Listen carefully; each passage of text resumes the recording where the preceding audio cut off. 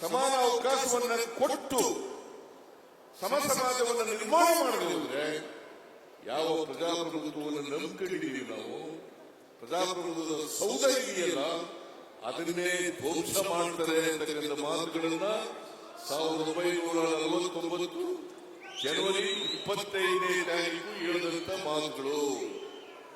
1949 November 25ನೇ ತಾರೀಕು. ಅದಕ್ಕೆ ನಾನು ಎಲ್ಲ ಜನರು ಕೂಡ ಸಂವಿಧಾನವನ್ನು ಓದಬೇಕು, ಕಾನ್ಸ್ಟಿಟ್ಯೂಯೆಂಟ್ ಅಸೆಂಬ್ಲಿ ಡಿಬೇಟ್ಗಳೆಲ್ಲ ಓದಬೇಕು. ಅದು ಓದಿದರೆ ಯಾರ್ಯಾರು ಕಾನ್ಸ್ಟಿಟ್ಯೂಯೆಂಟ್ ಅಸೆಂಬ್ಲಿ ಮೆಂಬರ್ಗಳು ಮಾತಾಡಿದ್ದಾರೆ, ಹೇಗೆ ಈ ಸಂವಿಧಾನ ರೂಪಿತ ಆಯಿತು, ಯಾವುದ್ರ ಮೇಲೆ ಚರ್ಚೆ ಆಗಿದೆ, ಯಾವುದ್ರ ಮೇಲೆ ಚರ್ಚೆ ಆಗಿಲ್ಲ ಅಂತಕ್ಕಂಥದ್ದು ತಿಳ್ಕೊಳ್ಳಲಿಕ್ಕೆ ಸಾಧ್ಯ ಆಗ್ತದೆ. ಅದರಿಂದ ನಾನು ಯಾಕೆ ಈ ಮಾತನ್ನ ಪ್ರಸ್ತಾಪ ಮಾಡದೆ ಅಂತಂದ್ರೆ, ನಮ್ಮ ಪ್ರಜಾಪ್ರಭುತ್ವ ಉಳಿಬೇಕಾದ್ರೆ, ನಮಗೆ ಸ್ವಾತಂತ್ರ್ಯ ಸಿಕ್ಕಿದ್ರೆ ಅದು ಸಾರ್ಥಕ ಆಗಬೇಕಾದ್ರೆ ನಾವು ಸಮಾಜವನ್ನು ನಿರ್ಮಾಣ ಮಾಡಲೇಬೇಕು. ಇವತ್ತು ಅಸಮಾನತೆ ಸಮಾಜದಲ್ಲಿ ಇದ್ರೆ ಅದಕ್ಕೆ ನಾವು ಕಾರಣರಲ್ಲ,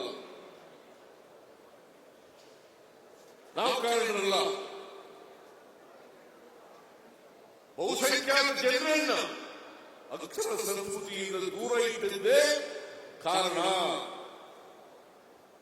ಚತುರ್ವರ್ಣ ವ್ಯವಸ್ಥೆ ಕಾರಣ.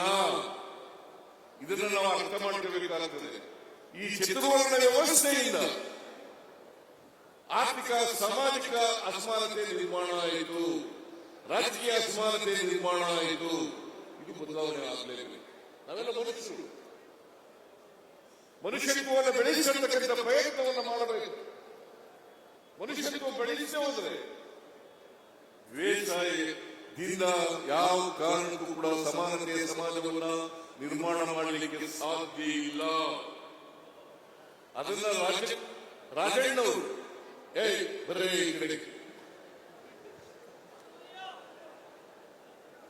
ರಾಜಣ್ಣವರು ಅದು ಸರ್ಕಾರಿ ಕ್ಷೇತ್ರ ಇರಲಿ, ರಾಜಕೀಯ ಕ್ಷೇತ್ರ ಇರಲಿ, ಎಲ್ಲ ಕ್ಷೇತ್ರದಲ್ಲೂ ಕೂಡ ಬಡವರ ಬಗ್ಗೆ ಅನುಕಂಪ, ಬಡವರನ್ನ ಮೇಲೆ ತಕ್ಕಂಥ ಕಮಿಟ್ಮೆಂಟು, ಬಡವರಿಗೆ ಸಹಾಯ ಮಾಡತಕ್ಕಂಥ ಹೃದಯ ವೈಶಾಲ್ಯತೆ ಇದು ಇರಬೇಕು ಅಂತಕ್ಕಂಥದ್ದನ್ನು ಈ ಸಂದರ್ಭದಲ್ಲಿ ಹೇಳಲಿಕ್ಕೆ ಬಯಸ್ತಾ ಇದ್ದೇನೆ.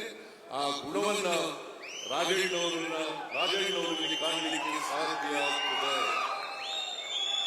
ಅದಕ್ಕಾಗಿ ರಾಜಣ್ಣ ನನಗೆ ಇಷ್ಟ ಆಗೋದು. ಆಮೇಲೆ ಇನ್ನೊಂದು, ನಾನು ಇವರು ಲೇಖನ ಓದಿದೆ.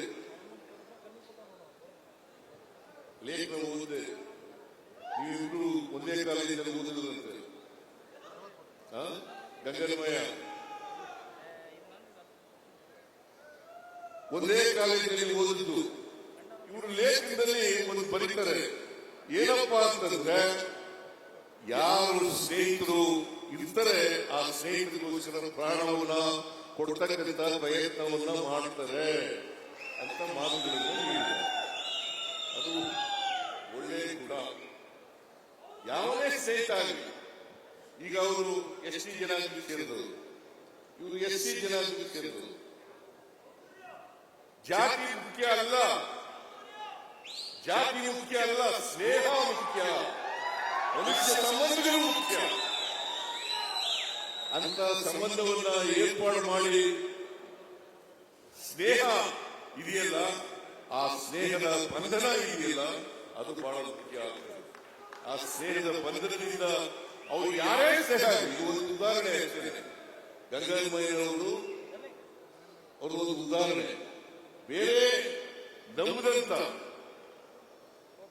ಸ್ನೇಹ ಮಾಡದಂತ ಸ್ನೇಹಿತರನ್ನ ಅವರಿಗೆ ಎಲ್ಲ ಔಷಧಿಗೆ ಹೋಗಿ ಸಹಾಯ ಮಾಡೋದಿದೆಯಲ್ಲ, ಅವರನ್ನ ಮುಂದುವರಿಸತಕ್ಕಂಥ ಪ್ರಯತ್ನ ಮಾಡತಕ್ಕಂಥದ್ದಿದೆಯಲ್ಲ, ಅದು ಬಹಳ ಒಳ್ಳೆಯ ಗುಣ ಅಂತಕ್ಕಂಥ ಮಾತುಗಳನ್ನ ಹೇಳಲಿಕ್ಕೆ ಬಯಸ್ತಾ ಇದ್ದೇನೆ. ನಾನು ಯಾಕಂತಂದ್ರೆ ಒಂದ್ಸರಿ ಮಧುಗಿರಿಗೆ ಹೋಗಿದ್ದೆ. ಒಂದು ಫಂಕ್ಷನ್, ಅನ್ನಭಾಗ್ಯ ಕಾರ್ಯಕ್ರಮ ಎಲ್ಲ ಕೊಟ್ಟಿದ್ದು ನಾವು. ಅಷ್ಟೊಂದು ಕಾಲ ಅನ್ನಭಾಗ್ಯ, ಈ ಅನ್ನಭಾಗ್ಯ ಅಂತ ಬರಬೇಕಾದ್ರೆ ರಾಮಚಂದ್ರಪ್ಪ ಕಾರಣ. ನಾನು ಕೇಳಿದೆ, ನಾವು ಬಡವರಿಗೆ ಅಕ್ಕಿ ಕೊಡಬೇಕು, ಅದಕ್ಕೆ ಏನು ಹೆಸರಿಡಬೇಕು ಅಂತ ಕೇಳಿದಾಗ ನಾನು BL ಶೇಖರ್ಗೂ ಕೇಳಿದೆ, ಇವ್ರಿಗೂ ಕೇಳಿದೆ. ಇವರು ಅನ್ನಭಾಗ್ಯ ಅಂತ ಹೆಸರಿ ಅಂತ ಹೇಳಿದವರು ಬರಗೂರು ರಾಮಚಂದ್ರಪ್ಪನವರು. ನಾನು BL ಶೇಖರ್ಗೂ ಕೇಳಿದ್ದೆ, ನಾನು ಯಾಕೆ ಅನ್ನಭಾಗ್ಯ ಕಾರ್ಯಕ್ರಮವನ್ನ ಜಾರಿಗೆ ತಗೊಂಡ್ಬಂದೆ ಅಂತಂದ್ರೆ, ನಮ್ಮ ಊರಿನಲ್ಲಿ ನಮ್ಮ ಮನೆಯಲ್ಲಿ ನಮಗೆ ಒಂದು ಆ ಕಾಲದಲ್ಲಿ ನಾನು ಸಣ್ಣ ಹುಡುಗನಾಗಿದ್ದಾಗ 6 ಎಕರೆ ಕರಿ ಜಮೀನು, ನೀರಾವರಿ ಜಮೀನು, ಕೃಷಿ ಜಮೀನು ಒಂದು 25-30 ಎಕರೆ ಇತ್ತು. ಆಗ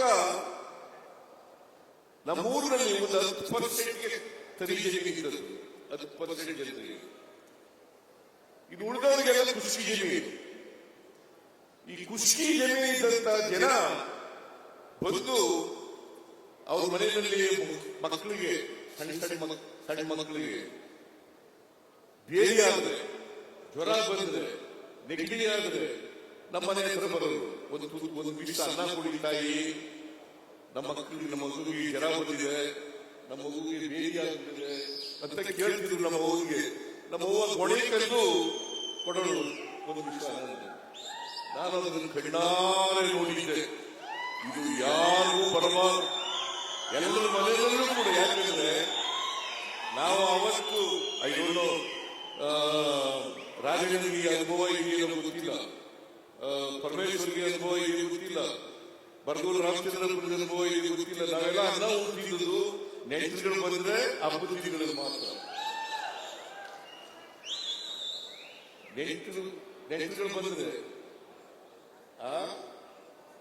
ಹಬ್ಬದ ದಿನಗಳು ಮಾತ್ರ.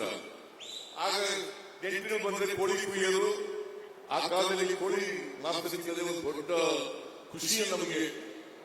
ಅದು ಮಾಡೋದು, ಅನ್ನ ಮಾಡೋದು. ನೆಂಟರು ಬಂದ್ರೆ ಹಬ್ಬದ ದಿನಗಳಲ್ಲಿ ಮಾಡೋದು. ಇಲ್ಲದೆ ಹೋದ್ರೆ ರಾಗಿ ಮುದ್ದೆ, ಜೋಳದ ಮುದ್ದೆ ತಿನ್ನಬೇಕಾಗಿತ್ತು. ಇದು ನಮ್ಮ ಪರಿಸ್ಥಿತಿ ಇದ್ದದ್ದು. ನಾವು ಗದ್ದೆಗಳಿಗೆ ಇಟ್ಕೊಂಡಿದ್ರು ಕೂಡ, ನೀರಾವರಿ ಜಮೀನು ಇದ್ರೂ ಕೂಡ ಆಗೈತೆ. ನಮ್ಮ ಮನೆಯಲ್ಲಿ ಯಾವಾಗಲೂ ಕೂಡ ನೆಂಟರು ಬಂದ್ರೆ ಹಬ್ಬದ ದಿನಗಳಲ್ಲಿ ಮಾತ್ರ ಅನ್ನ ಮಾಡ್ತಿದ್ವಿ. ಇದನ್ನು ಕಣ್ಣಾರೆ ಕಂಡಿದ್ದೆ. ಅದಕ್ಕೋಸ್ಕರ ಎಲ್ಲ ಮನೆಗಳಲ್ಲೂ ಅನ್ನ ಉಣ್ಬೇಕು. ಯಾರು ಕೂಡ ಅನ್ನ ಉಂಡೇ ಇರಬಾರದು. ಎಲ್ಲ ಮನೆಯಲ್ಲೂ ಅನ್ನ ಮಾಡಬೇಕು ಅಂತೇಳಿ ಅನ್ನಭಾಗ್ಯ ಕಾರ್ಯಕ್ರಮವನ್ನು ಜಾರಿಗೆ ತಗೊಂಡದ್ದು. ಗೊತ್ತಾಯ್ತು ನಿಮಗೆ? ರಾಜಗಳಿಗೆ ಈ ಕಾರ್ಯಕ್ರಮ ಬಹಳ ಪ್ರೀತಿ. ಈ ಕಾರ್ಯಕ್ರಮದ ಮೇಲೆ ಯಾಕೆ ಗೊತ್ತಾ? ಬಡವರು ಅನ್ನ ಉಂಟಲ್ಲ,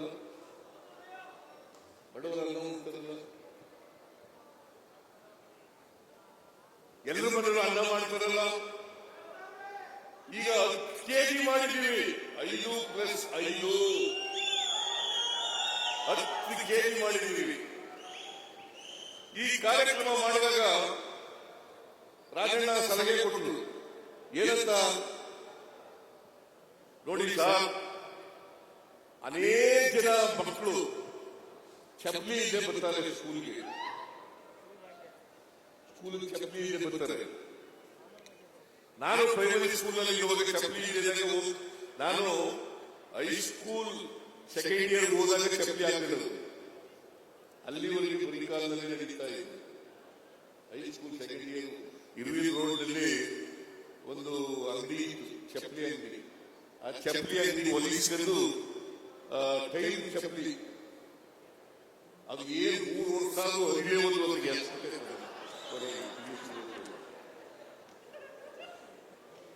ಅಂತ ಚಪ್ಪಲಿ ಇದು.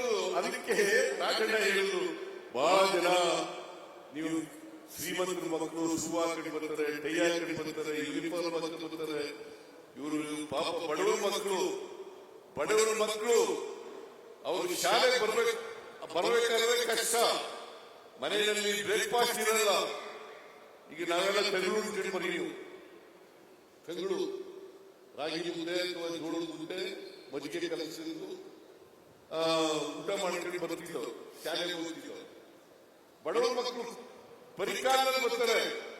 ಅವರಿಗೆ ಶೂ ಮತ್ತು ಸಾಕ್ಸ್ ಕೊಡ್ತಕ್ಕಂಥ ಭಾಗ್ಯ ಮಾಡಬೇಕು ಅಂತೇಳಿ ಸಲಹೆ ಕೊಟ್ಟವರು ರಾಜಣ್ಣ. ನಾನು ನೆಕ್ಸ್ಟ್ ಇಯರ್ ಬಜೆಟ್ ಮಂಡಿಸುವಾಗ ಅದನ್ನು ಘೋಷಣೆ ಮಾಡಿದೆ. ನಾನು ಯಾಕೆ ಈ ಮಾತನ್ನು ಹೇಳ್ತಾ ಇದ್ದೀನಿ ಅಂತಂದ್ರೆ, ಬಡವರ ಬಗ್ಗೆ ಯಾರಿಗೆ ಕಾಳಜಿ ಇದೆ, ಆ ಕಾಳಜಿ ಇರೋರು ಮಾತ್ರ ಇಂಥ ಸಲಹೆ ಕೊಡಲಿಕ್ಕೆ ಸಾಧ್ಯ ಆಗ್ತದೆ. ಬಡವರ ಬಗ್ಗೆ ಕೊಡಿ. ಅದಕ್ಕೆ ಮೇಲೆ ರೈತರು ಸಾಲ ಮನ್ನಾ ಮಾಡಬೇಕು ಅಂತ ಹೇಳಿ ಒತ್ತಡ ಇತ್ತು. ನಾನು ಕೂಡ ತೀರ್ಮಾನ ಮಾಡಿದೆ ಸಾಲ ಮನ್ನಾ ಮಾಡಬೇಕು ಅಂತ. ಆಗ ರಾಜಣ್ಣ ಕೇಳಿದೆ, ಡಿಸಿಸಿ ಬ್ಯಾಂಕ್ ಅಧ್ಯಕ್ಷ, ಏನಪ್ಪಾ Rajanna, effects bank DCC bank ಎರಡೂ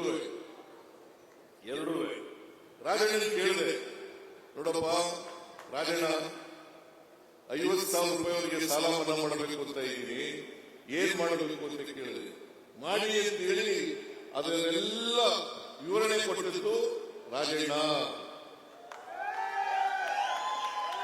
ಸಾಲ ಮನ್ನಾ ಮಾಡಲಿಕ್ಕೆ ಕಷ್ಟ ಆಗಿತ್ತು. ಈಗಲೂ ಕ್ಯಾಬಿನೆಟ್ ನಲ್ಲಿ ಕುಮಾರಸ್ವಾಮಿ ಸಾಲ ಮಾಡಬೇಕು ಬಿಟ್ಬಿಟ್ಟು ಹೋಗಿದ್ನಲ್ಲ, ಅದು ಇನ್ನೂ ಬಾಕಿ ಇದೆ, ಅದನ್ನು ಕೊಡಬೇಕು ಅಂತ ಹೇಳಿ. ಯಾಕಂತಂದ್ರೆ ಇದು ರಾಜಣ್ಣಿಗೆ ಹೆಸರು ಬರಲ್ಲ, ಬರದೇವರು ಕೂಡ ಕೊಡೋಣ ರಾಜಣ್ಣ. ಯಾಕಂತಂದ್ರೆ ರೈತರು ಸಂಬಂಧಪಟ್ಟಂತ ಕಾರ್ಯಕ್ರಮ ಇದು. ಕುಮಾರಸ್ವಾಮಿ ಹೆಸರು ತಗೊಂಡು ಸಾಲ ಮನ್ನಾ ಮಾಡ್ತೀನಿ ಒಂದು ಲಕ್ಷದವರೆಗೆ ಸಾಲ ಮಾಡ್ತೀನಿ ಅಂತ ಹೆಸರು ತಗೊಂಡ್ರು. ಆದ್ರೂ ನಾವು ಉಳಿಕೆ ಹಣ 500 ಚಿಲ್ಲರೆ ಕೋಟಿಯಲ್ಲ, 300 ಚಿಲ್ಲರೆ ಕೋಟಿ, 300 ಚಿಲ್ಲರೆ ಕೋಟಿಯನ್ನ ಮುಂದಿನ ದಿನಗಳಲ್ಲಿ ಅದನ್ನು ಚುಕ್ತ ಮಾಡ್ತೀವಿ.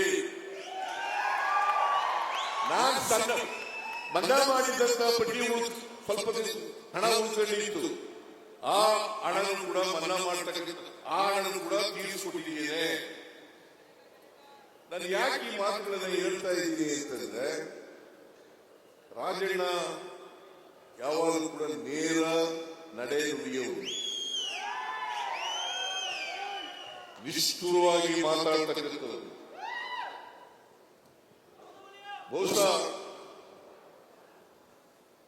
ಅದು ನೇರ ನಡೆನುಡಿ ನಿಷ್ಠುರವಾಗಿ ಮಾತಾಡತಕ್ಕಂಥದ್ದು ಅದು ಇದ್ರೆ ಅದು ಸ್ವಾಭಿಮಾನದ ಸಂಕೇತ.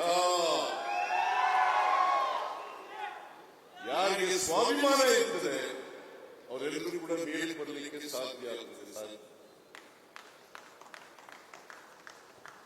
ಸ್ವಾಭಿಮಾನ ಇಲ್ಲದೆ ಹೋದ್ರೆ ದಾಸ್ಯ ಮನೆ ಮಾಡಿಕೊಳ್ಳುತ್ತದೆ. ನಮ್ಮಲ್ಲಿ ಇನ್ನೂ ಕೂಡ ದಾಸ್ಯ ಹೋಗಿಲ್ಲ. ಬಹಳ ಜನ ವಿದ್ಯಾವಂತರು ಕೂಡ, ಅವಿದ್ಯಾವಂತರಿರಲಿ ವಿದ್ಯಾವಂತರು ಕೂಡ ಈಗ ಒಬ್ಬ ಮೇಲ್ಜಾತಿ ಬಡವ ಬಂದರೆ ಅವನ್ನ ಸ್ವಾಮಿ ಬುದ್ಧಿ ಅಂತ ಕೈ ಮುಗಿತೀವಿ. ಅದೇ ಒಬ್ಬ ದಲಿತ ವಿದ್ಯಾವಂತನಾಗಿ ಶ್ರೀಮಂತನಾಗಿ ಬಂದ್ರೆ ಅವನನ್ನ ಸಿಗುಲರ್ನಲ್ಲಿ ಮಾತಾಡಿಸ್ತೇವೆ. ಇದು ಗುಲಾಮಗಿರಿಯ ಸಂಕೇತ. ಒಬ್ಬ ಮೇಲ್ಜಾತಿಯ ಬಡವ ಬಂದ್ರೆ ಅವನಿಗೆ ಸ್ವಾಮಿ ಬುದ್ಧಿ ಎಂತೀವಿ, ಅವನನ್ನ ಮೇಲ್ಗಡೆ ಕೂಡಿಸ್ತೀವಿ. ಅದೇ ಒಬ್ಬ ದಲಿತ ವಿದ್ಯಾವಂತನಾದರೂ ಕೂಡ ಶ್ರೀಮಂತ ಆದರೂ ಕೂಡ ಅವರನ್ನ ನಾವು ಸಿಂಗುಲರ್ನಲ್ಲಿ ಮಾತಾಡಿಸ್ತೀವಿ. ಇದು ಶೂದ್ರರಿಗಿರ್ತಕ್ಕಂಥ ದಾಸ್ಯದ ಸಂಕೇತ. ಇದನ್ನ ಕಿತ್ತು ಹೋಗಿಬೇಕು.